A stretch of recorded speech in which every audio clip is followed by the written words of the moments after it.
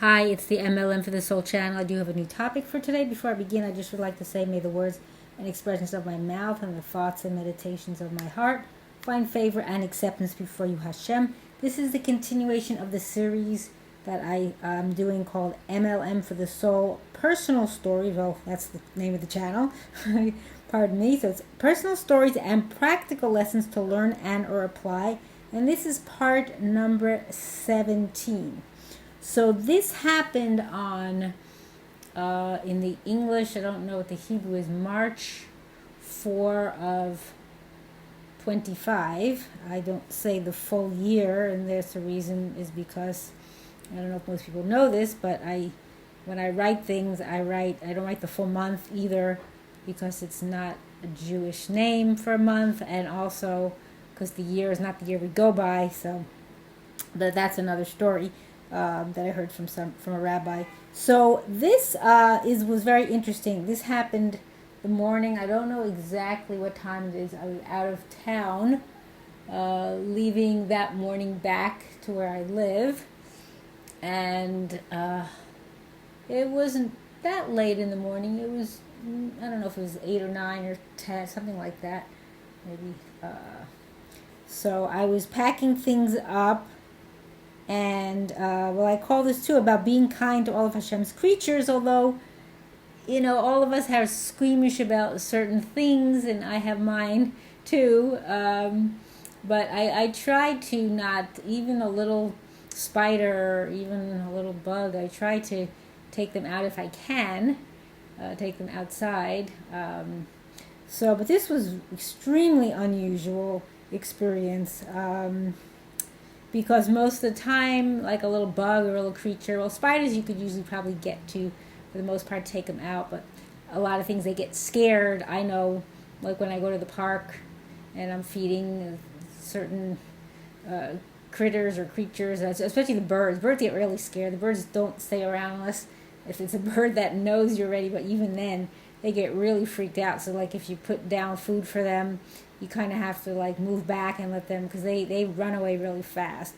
But this was extremely unusual. So what was it? Was the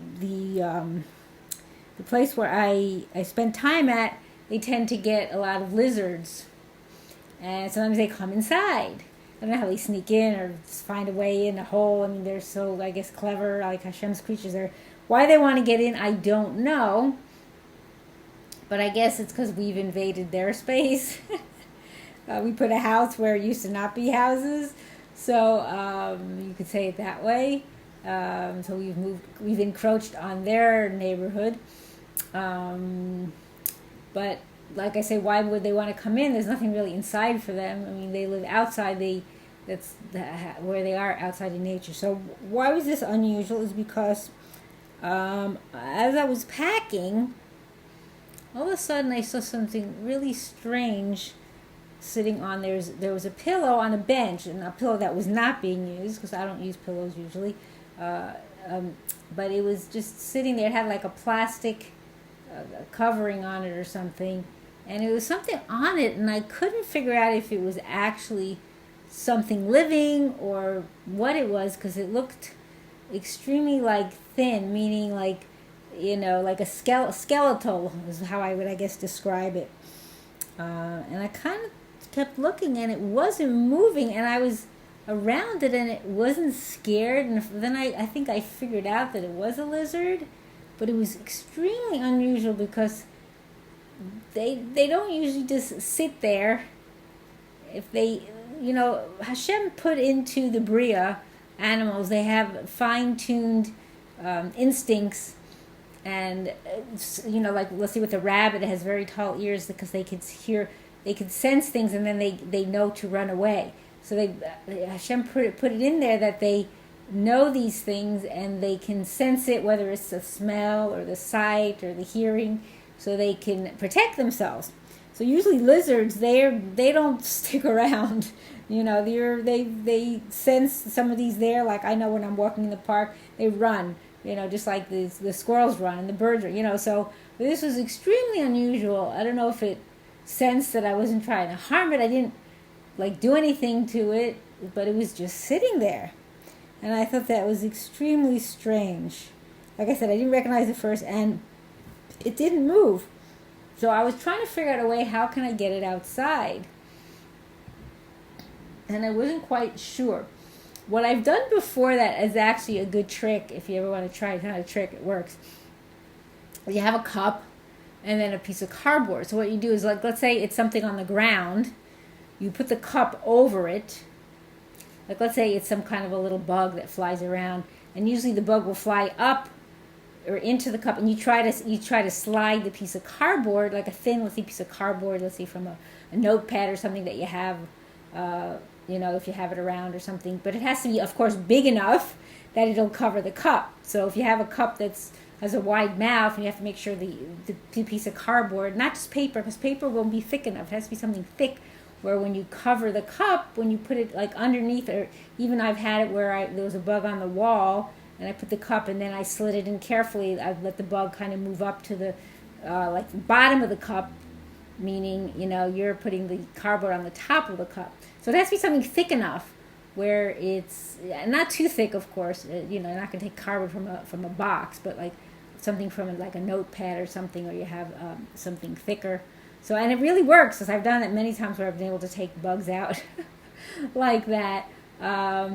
So it wouldn't have worked on the pillow, because that would be hard to do. Like, I don't know, maybe it would have, but I think I took a cup, and I was trying to take like a plastic bag or something. I don't know what I was trying to do.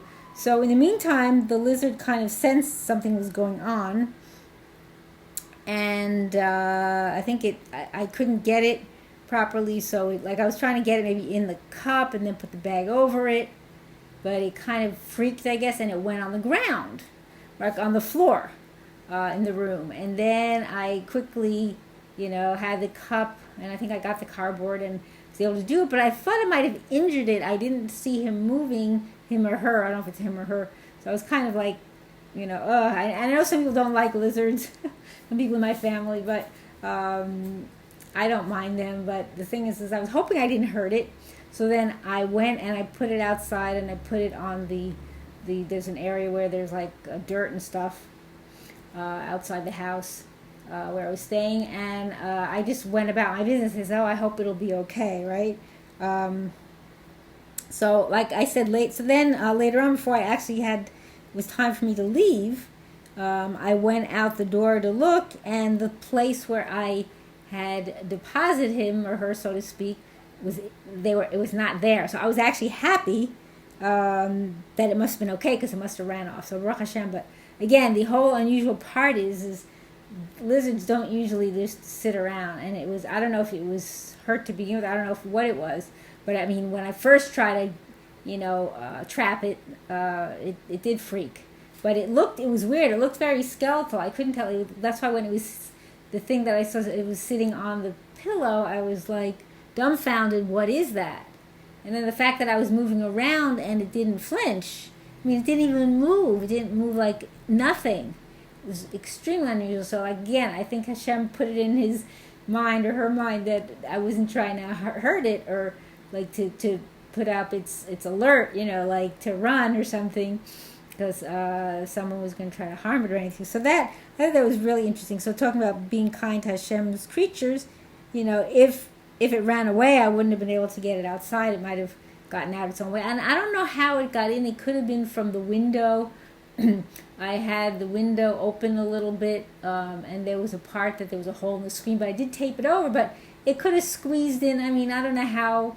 Sometimes you wonder how things get in when everything is closed up. They figure out a way. Hashem gave them the ability to do those kind of things that we don't understand, because we're not them and they're not us. So I just thought I would share this story, because it was just such an unusual experience for me, knowing that I've saved, or I shouldn't say save, I've helped or took out other little types of bugs, like whether it's I've had spiders, I've had bees, like I've talked about in previous videos. I've had trying to think of other types of things that have come inside, or even smaller little bugs, like little fruit flies. Even if I try to get them, sometimes they're too small and I can't, or sometimes they're on the wall but they're on like a corner, like where you can't put the cup, meaning it's like you can't place the cup flat against the wall and trap them and take them outside. So that's a little bit of a harder situation. And there are times when I try to get a bug and I wouldn't, and I, just gave up.